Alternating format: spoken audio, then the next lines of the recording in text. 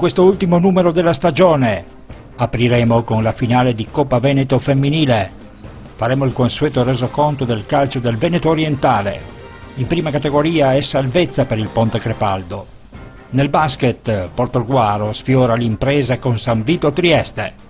Grande colpo della Pallavolo Concordia a Feltre. Le biancorosse ipotecano i play-out. Parleremo di rugby con coach Luigi Valerio.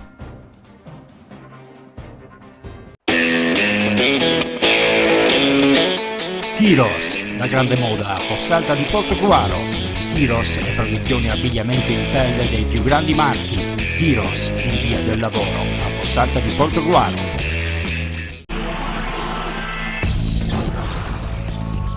Stagione calcistica giunta al capolinea.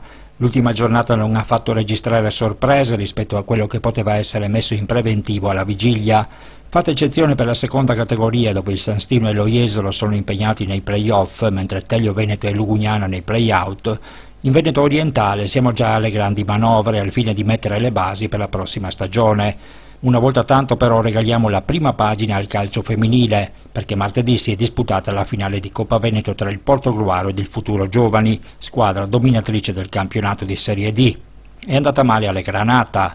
Il trofeo è stato alzato al cielo dalle pordenonesi, che hanno quindi realizzato una straordinaria doppietta. Pavan e compagni ci hanno provato, mettendo alle corde le avversarie per la prima mezz'ora, salvo poi vederne prevalere il cinismo e la maggiore esperienza, incassando 2 reti in chiusura di primo tempo, venuto a tagliare quasi in via definitiva le gambe alle portoguaresi. È stata una partita in cui voi avete dimostrato tutto il vostro cinismo, avete magari sofferto nei primi 20 minuti, poi dopo trovato l'1-2 alla fine del primo tempo e non c'è stata più partita. Sì, in effetti noi sapevamo che dal punto di vista fisico sicuramente loro stavano attraversando un periodo migliore del nostro. Si trattava di soffrire i primi 20-30 minuti e se il risultato non fosse cambiato potevamo gestire meglio la partita sul piano sicuramente dell'esperienza, perché ho una squadra con un'età media più alta, quindi si poteva gestire la partita in maniera diversa. Le ragazze sono state brave ad assorbire questi primi 20-30 minuti e dopodiché è venuto fuori la qualità che abbiamo e ripeto anche l'esperienza, perché è l'esperienza che ti fa gestire il risultato nelle situazioni più critiche. Senta mister, Serie C nella nuova formula del prossimo anno, pensate di essere pronti per affrontare appunto questa nuova categoria? Diciamo che sappiamo di non essere completamente pronti, perché abbiamo in questo momento abbiamo avuto delle defezioni grosse per infortuni, per motivi di lavoro, e quindi sicuramente dovremo rimpolpare la rosa da un punto di vista quantitativo e anche qualitativo sicuramente, però siamo fiduciosi, la società ci sta sostenendo benissimo, è pronta a supportarci, ad aiutarci, quindi credo che con calma dalla settimana prossima, una volta finito il campionato, cominceremo a pensare alla prossima stagione, però c'è tutta la volontà da parte della società di fare le cose bene anche in Serie C o come si chiamerà, eccellenza insomma.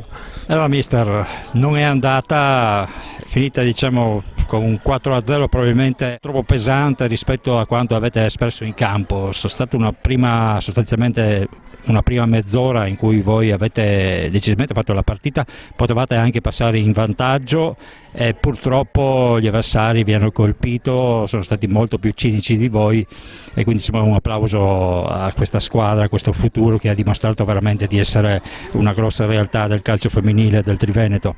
No, beh, sicuramente un applauso si va sicuramente al futuro, ma un applauso anche a noi stesse, perché comunque vedendo la differenza di età, l'inesperienza, squadra molto giovane, essere riuscite comunque ad arrivare in finale, affrontarci con una squadra del genere, e da applausi anche al Portogruaro. Il rammarico ci sta, il rammarico comunque fa una finale, perde 4-0, rode, brucia tantissimo.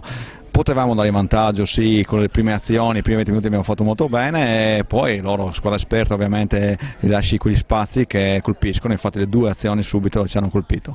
Secondo tempo siamo ripartiti anche col piglio giusto, abbiamo avuto anche lì 2 occasioni per passare, magari per accorciare il risultato, però stessa cosa loro, praticamente su 1 contro 1 molto brave, molto esperte, sono riusciti a fare il terzo e il quarto gol. Merito a loro, brave, e andiamo avanti. Cerchiamo di chiudere, anche se è difficile questa partita, pensare alle prossime, che abbiamo i playoff, che sono molto importanti per riuscire a fare il salto di categoria. In eccellenza l'ultima giornata ha premiato il San Donà, volato in Serie D dopo una stagione tutt'altro che semplice, caratterizzata da un inizio da dimenticare e continuata tra alti e bassi, rendendola così incerta sino agli ultimi 90 minuti. Ai playoff, oltre all'Ia Piave di mister Mauro Tossani, qualificato direttamente al secondo turno, accedono anche Istrana e San Giorgio Sedico, che se la vedranno tra loro. Annullati invece i play-out dalla regola dei 7 punti, retrocedono direttamente in promozione Portoviro, Saonara, Villatora e Cornuda Crocetta.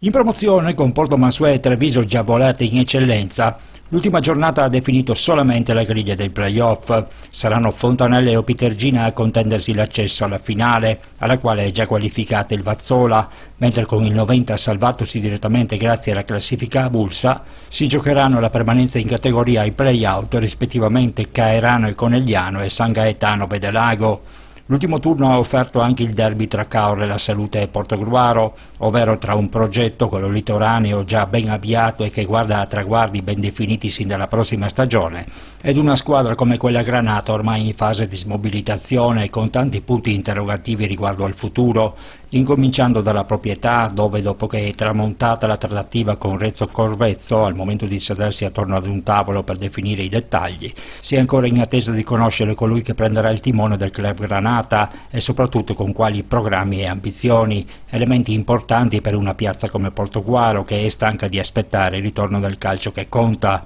Attualmente fervono le trattative, ma è chiaro che più il tempo passa e più diventerà complicato allestire una compagine che possa puntare in alto. In prima categoria si è tinto d'impresa il finale di torneo del Ponte Crepaldo. I biancoverdi hanno espugnato il campo di un Badoero ormai senza più alcun stimolo e grazie alla concomitante sconfitta del Treporti in casa di un Ponzano che non ha fatto sconti, hanno creato quel divario oltre le 6 lunghezze nei confronti dei treportini, valso la salvezza diretta senza passare dai play-out. Un traguardo incredibile pensando a un mese fa. Grande il merito di mister Geretto, il quale ha concluso il torneo con 5 vittorie consecutive. Naturalmente la guida tecnica ovviamente qua ultimamente si è dimostrata una cosa favolosa, che bisogna dare ovviamente un attimo di felicità e un attimo di considerazione e di valutazione superlativa al nostro Mirko Geretto, al nostro mister Mirko Geretto, che ha condotto un finale di campionato lodevole. Noi stiamo per ringraziarlo perché chiaramente le vicende le conosciamo, giusto o sbagliato che sia, però adesso bisogna comunque dare una lode perché ha fatto una cosa straordinaria, nel senso che 5 risultati consecutivi non è cosa per tutti, e poi il secondo risultato consecutivo è stato dato in casa del Giulia, che è stata una cosa eccezionale, vincere in casa del Giulia non perché era dismessa, ma perché con un punto vinceva il campionato, e invece noi abbiamo vinto naturalmente in un modo meraviglioso. Questo è quello che posso dire. Naturalmente io prendo tutti assieme perché tutti sono stati bravi, bravissimi, anzi dire bravi è poco.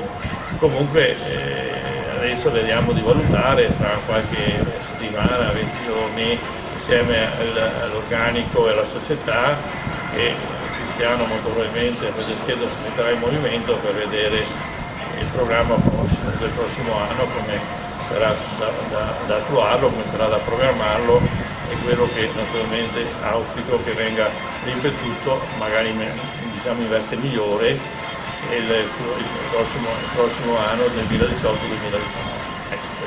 Le altre del Veneto orientale sono uscite tutte quante senza punti. La Giulia, con la promozione acquisita nel turno precedente, non si è dannata l'anima lasciando strada al team biancorossi. Il Bibione si è inchinato a Marcon, mentre la Fossaltese è stata battuta in casa dal Sant'Elena. 3 squadre il prossimo anno, ognuna in un campionato diverso, tutte già in fase di programmazione ben avviata ed in procinto di annunciare le prime novità entro tempi stretti. In seconda categoria la vittoria del Burano ha negato la possibilità al San Stino di volare direttamente alla seconda fase dei play-off, dovendo quindi attendere l'esito della semifinale tra i lagunari e lo Jesolo.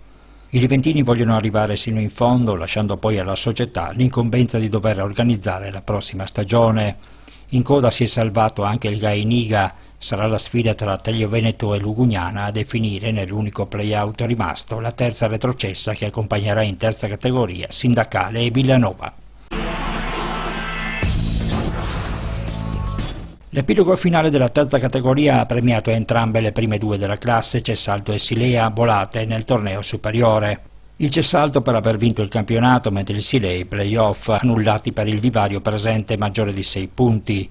Una stagione invece piuttosto anonima per le rappresentanti della delegazione del Basso Piave. Si salvano solamente Eraclea e Lido Jesolo, arrivate a metà classifica, mentre ha ceduto la distanza il Toro di Mostro, che nella prima parte aveva viaggiato costantemente in zona play-off. Assolutamente incolore è stato il cammino di Vigor e Cesarolo, i primi partiti con tante ambizioni e perdutisi invece ben presto per strada. Cerchi un'auto o un veicolo industriale? GP Auto è quello che fa per te. GP Auto ti offre una vasta gamma di veicoli industriali ed auto d'occasione e chilometri zero. GP Auto è uno staff di professionisti al tuo servizio, sempre pronti a guidarti nel tuo acquisto. GP Auto a Villotta di Chionsi, in provincia di Pordenone, uscita autostradale A28, telefono 0434 630 560. Passa da noi, passa da GP Auto. Assinvest, da sempre al vostro fianco. Sono Leonardo Moretto, rappresento Assinvest a Portogruaro, lavoriamo nel settore delle assicurazioni e degli investimenti. Lo facciamo attraverso canali diretti, attraverso l'e-commerce, attraverso sistemi di distribuzione innovativi. Applichiamo mensilizzazione a tutti i nostri contratti in maniera gratuita. Abbiamo particolare attenzione nei confronti delle imprese artigiane, distribuiamo prodotti finanziari e prestiti personali grazie alle partnership nazionali che abbiamo creato. Assinvest ci trovi in via Vivaldi numero 3 a Portogruaro, telefono 0421 27 3258.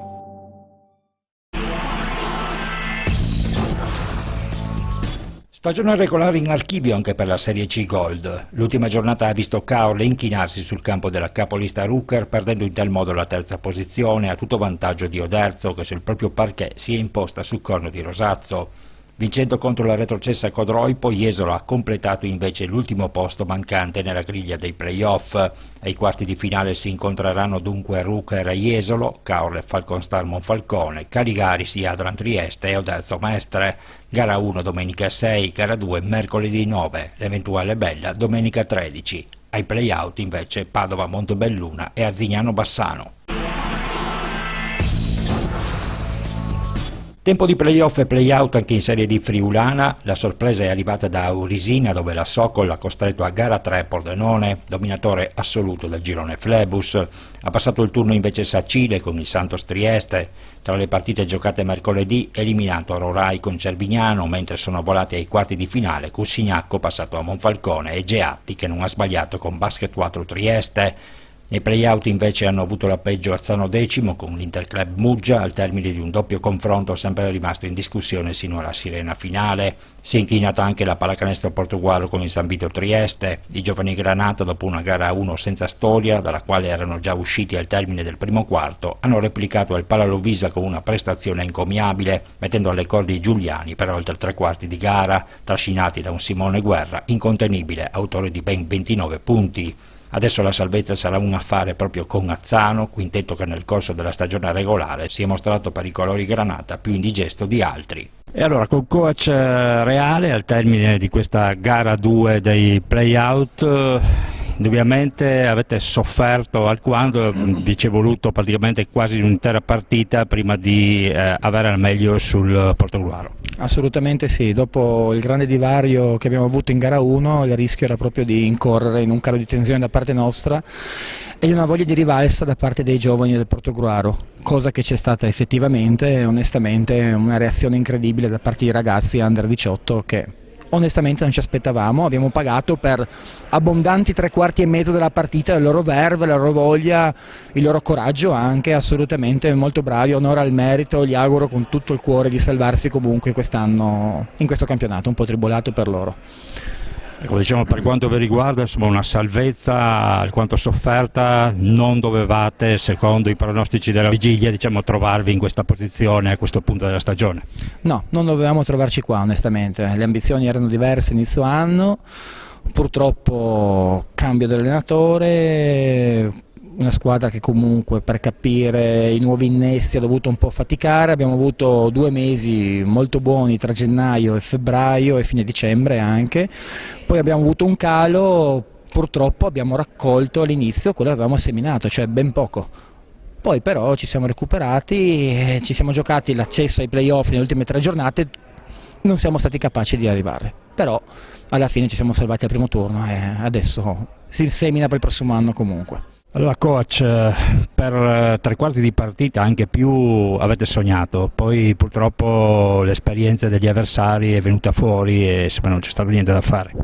Sì, non posso che assolutamente essere contento della prestazione dei miei ragazzi di questa sera. Purtroppo peccato, siamo mancati come sempre di esperienza nei minuti finali o soprattutto all'inizio dell'ultimo tempo, quando avremmo dovuto riuscire a mettere ancora più energia in campo.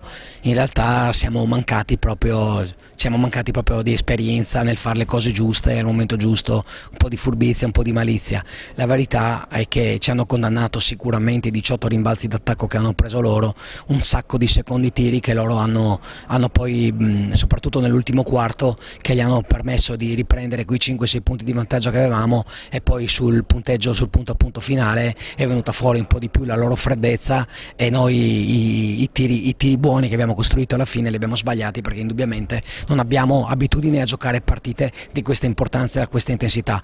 È vero che però in questo momento mi sento di guardare di più il bicchiere mezzo pieno che quello mezzo vuoto, e dico che questa squadra non solo 4 giorni fa ci aveva battuto di 34 punti, a metà partita erano più 26, questa sera sono stati sotto per 35 minuti abbondanti, quindi voglio dire, abbiamo ragazzi di 17-18 anni, qualcuno anche di 16, giocare a questo livello un play out e riuscire a stare in partita per 35 minuti avendo la possibilità anche di vincere contro una squadra quotata come San Vito Trieste è assolutamente significativo della qualità del lavoro che fanno questi ragazzi, dei miglioramenti che sono stati fatti nel corso della stagione. Poi vada come vada, ma il risultato di questa sera è inequivocabile per quanto riguarda i progressi, i miglioramenti che hanno fatto questi ragazzi nel corso dell'anno.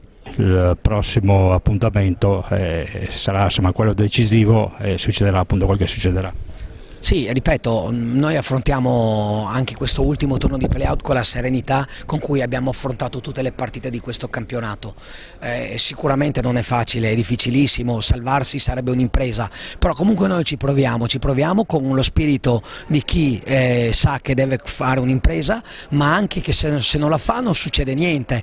Noi avevamo puntato fin dall'inizio dell'anno al miglioramento dei ragazzi, c'è l'interessamento di società di Serie A per alcuni dei nostri giocatori, sicuramente quelli che resteranno sono cresciuti, sono pronti per giocare un altro campionato senior da protagonisti, e di conseguenza questo era quello a cui miravamo, e io mi sento indubbiamente di fare attenzione più a questo che al risultato. Se poi riusciremo a vincere bene, se non vinceremo non sarà un dramma, ok? Il nostro obiettivo è che i ragazzi crescano, migliorino, e credo che in gran parte questo risultato sia stato raggiunto. In promozione il campo ha definito la finalissima dei play-off, che, come poteva essere messo in preventivo al termine della stagione regolare, si disputerà tra lo Spili Basket e la Pallacanestro Fossaltese. I biancoverdi hanno raggiunto il quintetto di Spilimbergo in finale, avendo la meglio su baloncesto al termine di una serie di 3 gare sempre in equilibrio sino all'ultima sirena, compresa gara 3 finita 70-65. In attesa dei play-off di Serie C maschile, che vedranno sabato impegnati il Portoguaro con il Belluno ed il Volley Team Club al cospetto dell'Altaira Volley, tutto l'interesse del weekend era per il settore femminile, dove San Stino in C e Concordia in D erano impegnati in 2 sfide di importanza capitale nella corsa per la salvezza.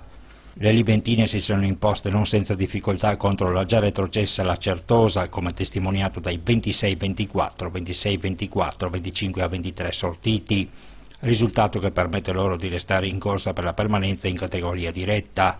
Tutto sarà deciso sabato, quando nel duello a distanza con Ligevo San Stino affronterà la Cenerentola Bassano, mentre le avversarie scenderanno sul campo di un'Arcella ormai fuori da ogni discorso di classifica. In Serie D Concordia ha portato a termine una vera e propria impresa andando ad espugnare il campo del Feltre, diretta concorrente per evitare la retrocessione diretta e garantirsi i play-out.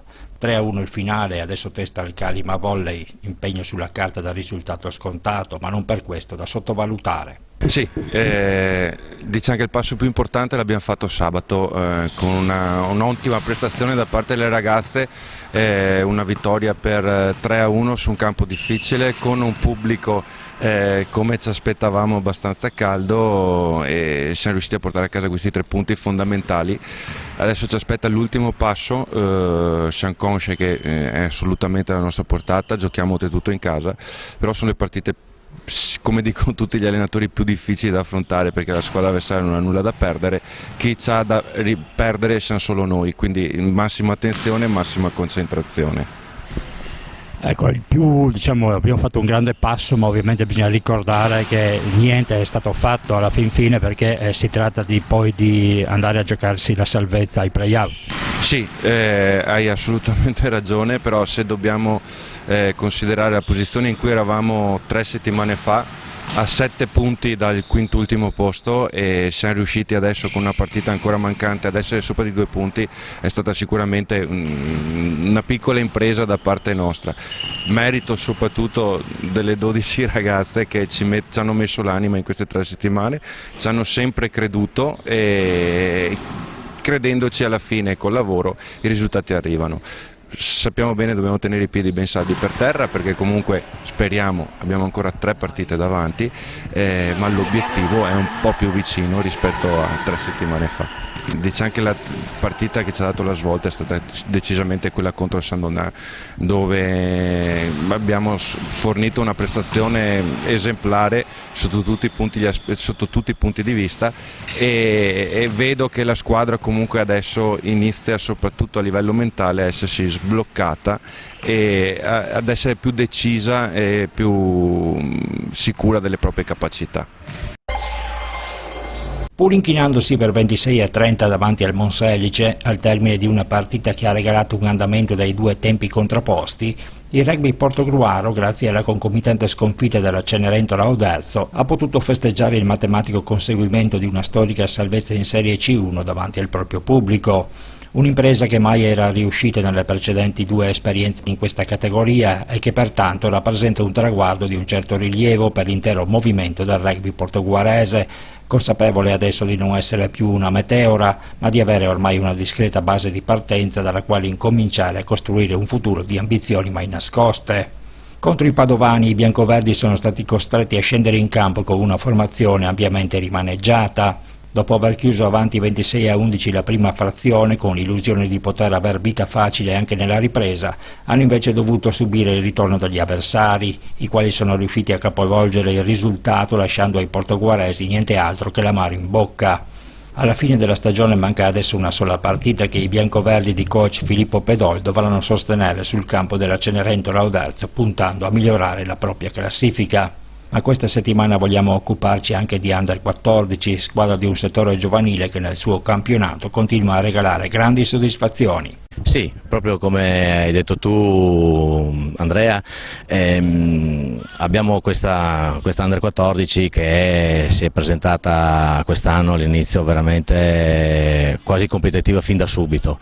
Hanno incominciato d'accordo con un attimino trovarsi in un paio di partite, 2 o 3 partite, dopodiché c'è stata veramente una crescita da parte di tutti i giocatori, da parte della squadra, veramente molto bene quest'anno, devo dire. Quest'anno siamo partiti forte, stiamo finendo altrettanto forte, ed è merito proprio, come dicevi, del percorso che questi ragazzi hanno fatto. Questi ragazzi sono qua da 4-5 anni, i più giovani va bene anche 2 anni, però il gruppo è quello che si muove ormai che ha fatto tutto il settore giovanile. Niente, siamo molto contenti, io personalmente e anche la società, penso, perché con i risultati che abbiamo avuto quest'anno c'è da essere soddisfatti, insomma. Ecco, diciamo che oltre ai risultati, oltre alla quantità di ragazzini che ultimamente stanno provando a praticare il rugby, sta crescendo anche un po' tutta l'organizzazione societaria, tutto il bagaglio tecnico che questa società può mettere a disposizione dei ragazzi. Sì, da un anno a sta parte, ma anche già prima, abbiamo incominciato un percorso formativo per noi tecnici, tant'è che siamo anche assistiti da tecnici federali che vengono a visionare il nostro lavoro e questo fa sì di avere che possiamo migliorare e al contempo stesso sistemare le cose che non vanno bene. Ci dà una grossa fiducia in quello che stiamo facendo e così sta crescendo veramente tutto il settore tecnico, dall'Under 14 all'Under 16, prima squadra, tutto quanto. Stiamo facendo un bel lavoro anche nel mini rugby, lo stiamo improntando e devo dire che è un bel lavorare, insomma. Ritorna il triathlon sprint Città di Caorle, la gara organizzata da Silca Ultralight Vittorio Veneto con la collaborazione di Olimpica Caorle e Maratona di Treviso, il patrocinio della Regione Veneto e della Città di Caorle, si terrà domenica 13 maggio e sarà valida come prova della Coppa Veneto Age Group 2018. Le distanze di gara sono quelle sprint, gli Ironman al via dovranno affrontare 750 metri a nuoto in mare, 20 km per la frazione di ciclismo e 5 km per l'ultima frazione di corsa a piedi. Cuore pulsante della manifestazione sarà la piscina comunale di Via Lepanto a Porto Santa Margherita, con partenza dalla spiaggia per la frazione di nuoto. In bici e a piedi saranno toccate anche le zone di Altanea, il parco di Altanea e piazzale Portesin.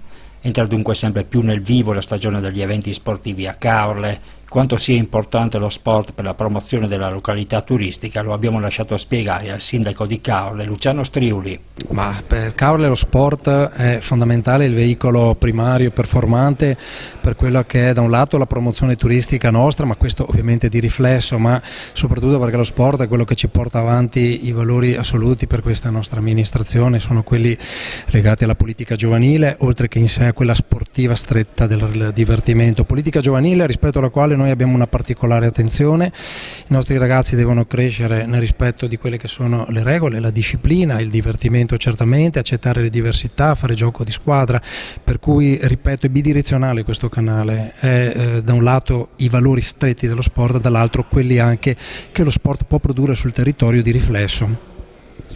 Diciamo tanti eventi per quest'estate a Caorle.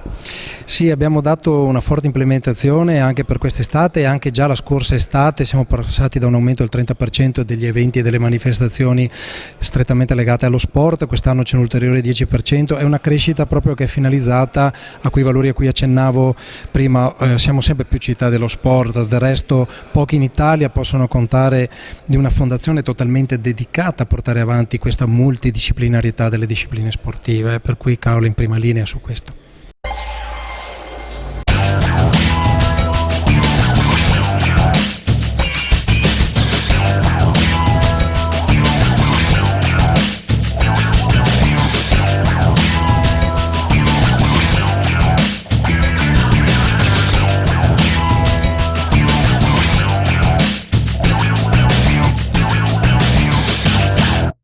Assinvest, da sempre al vostro fianco.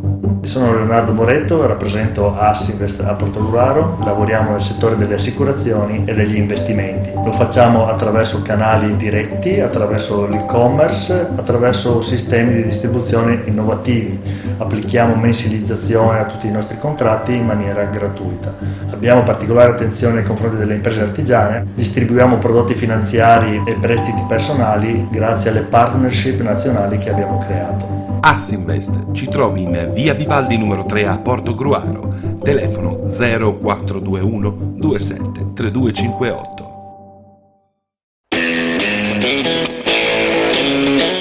Tiros, La grande moda a Fossalta di Portogruaro. Tiros e produzioni abbigliamento in pelle dei più grandi marchi. Tiros in via del lavoro a Fossalta di Portogruaro. Cerchi un'auto o un veicolo industriale? GP Auto è quello che fa per te. GP Auto ti offre una vasta gamma di veicoli industriali ed auto d'occasione e chilometri zero. GP Auto è uno staff di professionisti al tuo servizio, sempre pronti a guidarti nel tuo acquisto. GP Auto a Villotta di Chionsi in provincia di Pordenone, uscita autostradale A28, telefono 0434 630 560. Passa da noi, passa da GP Auto.